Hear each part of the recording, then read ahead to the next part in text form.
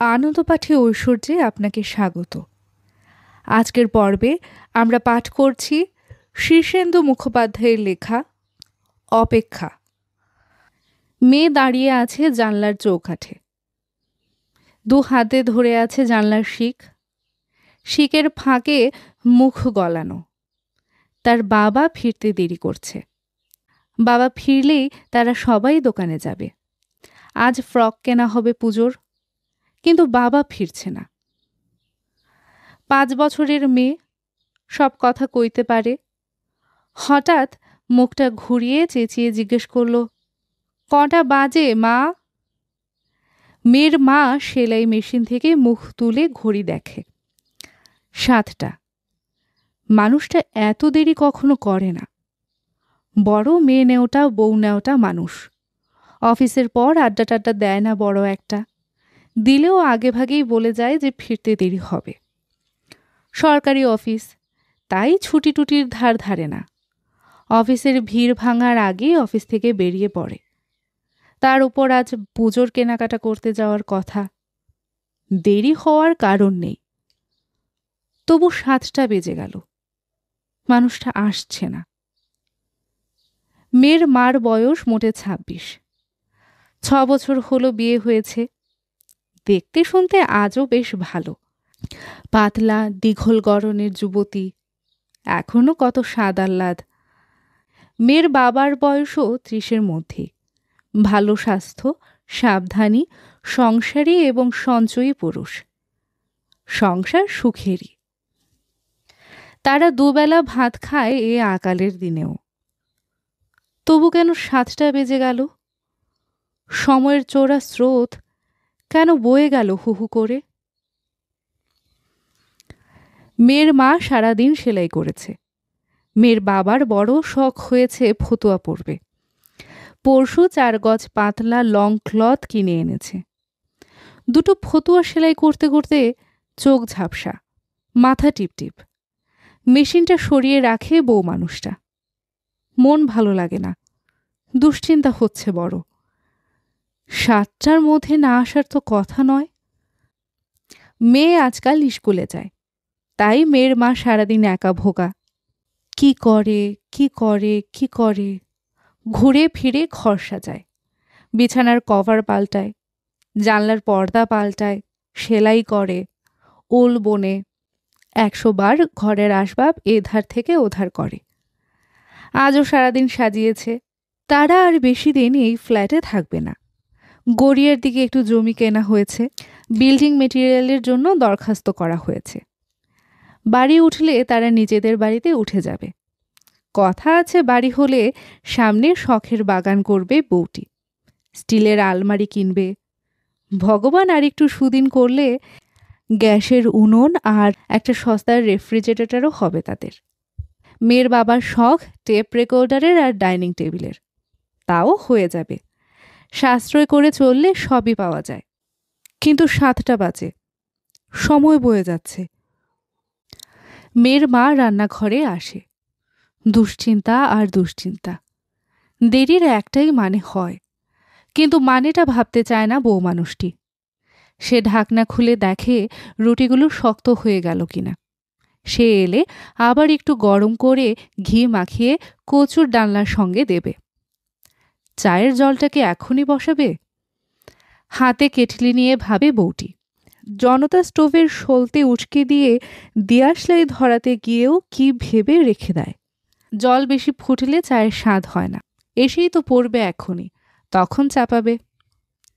মেয়ে আবার চেঁচায়, কটা বাজলো মা? বুকটা ধক করে ওঠে। ঘড়ি না দেখেই বউটা উত্তর দেয়, কটা আর, এই তো 6:30। মিথ্যে কথা, প্রকৃত হিসেবে 7টা পেরিয়ে গেছে। সিঁড়িতে জুতোর শব্দ। বউটা নিশ্চিন্ত হয়ে দরজা খুলল। না, সে নয়। উপরতলায় লোক সিঁড়ি বেয়ে উঠে গেল। বাবা আসছে না কেন? মেয়ের প্রশ্ন। এলো বলে, তুই বেনিটা বেঁধে নে না ততক্ষণে। বাবা আসুক। আচ্ছা বাপ না ওটা মেয়ে, যা হোক। কেন আসছে না বাবা? রাস্তাঘাট আটকে আছে হয়তো। আজকাল বাসে ট্রামে বুঝি সহজে ওঠা যায়? রোজই তো আসে, আজও আসবে। বিশ্বাস। বিশ্বাসের জোরেই বউটি হাত মুখ ধুয়ে এসে পরিপাটি করে চুল বাঁধল। সিঁদুরটি একটু বেশি করেই ঢালল সিঁথিতে। ইদানিং বাজে সিঁদুরে চুল উঠে যায় আর মাথা চুলকোয় বলে সিঁদুরটা কমই লাগাতো। আজ কম দিল না। একটু ফাউন্ডেশন ক্রিম ঘষল মুখে, লিপস্টিক বোলালো, সূক্ষ্ম কাজলও টানলো একটু। ঘড়ির দিকে চাইল না। সকালের রাধা তরি তরকারি জাল না দিলে নষ্ট হয়ে যাবে, তাই যখন স্টোভ জেলে জাল দিতে বসলো তখনই সে টের পেল গায়ে পায়ে একটা কাঁপুনি আর শীত। শরীর বসে থাকছে না। ভয় নাকি পেটে একটা শব্দ এলো? কিন্তু রাত থেমে থাকলো না, গড়াতে লাগলো সময়। একসময় বউটির ইচ্ছে হলো উঠে গিয়ে ঘড়িটাকে আছাড় মেরে বন্ধ করে দিয়ে আসে, কারণ ৮টাও বেজে গেল। মানুষটা ফেরেনি। লুকিয়ে আছে কোথাও? ভয় দেখাচ্ছে না তো? জানলায় দাঁড়িয়ে থেকে থেকে ক্লান্ত হয়েছে শিশুটি। তার খিদে পেয়েছে, তেষ্টা পেয়েছে। বউটি পাশের ফ্ল্যাটে গিয়ে একবার ঘুরে এলো। ও ফ্ল্যাটের কর্তা ফিরেছে। ও বাড়ির বউ শুনে টুনে বলে, রাত তো বেশি হয়নি, 8:30। আরও একটু দেখুন, তারপর না হয় আমার কর্তাকে খোঁজ নিতে পাঠাবো। শুনলুম কারা মিছিল টিছিল বের করেছে, রাস্তা খুব জ্যাম। আশ্বাস পেয়ে বউটি ফিরে আসে, কিন্তু ঘরে এসে শান্ত বা স্থির থাকতে পারে না। কেবলই ছটফট করে। ঘড়ির কাঁটা এক মুহূর্ত থেমে থাকছে না যে। বউটি বার দুয়েক বাথরুমে ঘুরে এলো। মেয়েকে খাওয়াতে বসে বারবার চোখে আসা জল মুছল আঁচলে। তার বয়স বেশি নয়, মাত্র 6 বছর হলো বিয়ে হয়েছে। একটা জীবন পড়ে আছে সামনে। ঘড়ির কাঁটা জলস্রোতের মতো বয়ে চলছে, কিছুতেই ঠেকানো যাচ্ছে না। সিঁড়িতে পায়ের শব্দ বারবার উপরে উঠে আসে আর উপরে উঠে যায়। সিঁড়িতে পায়ের শব্দ নেমে আসে, নেমে যায়। ঘড়ির কাঁটা ঘুরছে, সময় যাচ্ছে বয়ে। শিশু মেয়েটি ঘুমিয়ে পড়ে। ঘুমাবার আগে ক্ষীণ কণ্ঠে একবার বলে, মা, বাবা। বাক্যটা শেষ করে না। বউটি আগ্রহে শুনবার চেষ্টা করে বাক্যটি। শিশুরা তো ভগবান, ওদের কথা অনেক সময় ফলে যায়। কিন্তু শিশু মেয়েটি বাক্যটা শেষ করে না। বউটির বুক কাঁপে। এবার বউটি একা, জানলার পাশে, শিকের ফাঁকে চেপে রাখা মুখ চোখের জলে ভাসে। 9টা বেজে গেল বুঝি। বউটি আস্তে আস্তে বুঝতে পারে তার মানুষটা আর আসবে না। অমন মানুষটার নানা চিহ্ন তার মনে পড়ে। কথা বলার সময় ওপরের ঠোঁটটা বাদিকে একটু বাঁক খায়। লোকটার দাঁত একটু উঁচা, গাল ভাঙা, কপালের ডান দিকে একটা আঁচিল। সাবধানী, ভীতু এবং খুঁতখুঁতে মানুষ। বড় মেয়ে নেওটা আর বউ ন্যাংলা। এমনিতে এসব মনে পড়ে না, কিন্তু এখন বড় মনে পড়ছে। বউটি হাঁপুস হয়ে কাঁদতে থাকে। সদর খোলা ছিল, সিঁড়িতেও শব্দ হয়নি। অন্ধকার ঘরের ভেতর একটা ছায়া মূর্তি এসে দাঁড়ায়। প্রশ্ন করে, এ কি, সব অন্ধকার কেন? চমকে উঠে বউটি। বুঝতে পারে মানুষটা ফিরেছে। কি হয়েছিল শুনি? আর বলো না। সত্যকে মনে আছে? কে সত্য?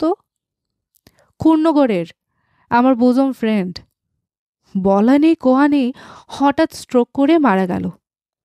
খবর পেয়ে অফিস থেকে গিয়েছিলাম। মনটা যে কি খারাপ লাগছে। বউটা আলো জ্বালে, ঘরদোর আবার হেসে ওঠে। তারা খাওয়া দাওয়া সারে, হাসে, গল্প করে। মানুষটা বারবারই তার মৃত বন্ধুর কথা বলে। বউটি বলে, আহা গো।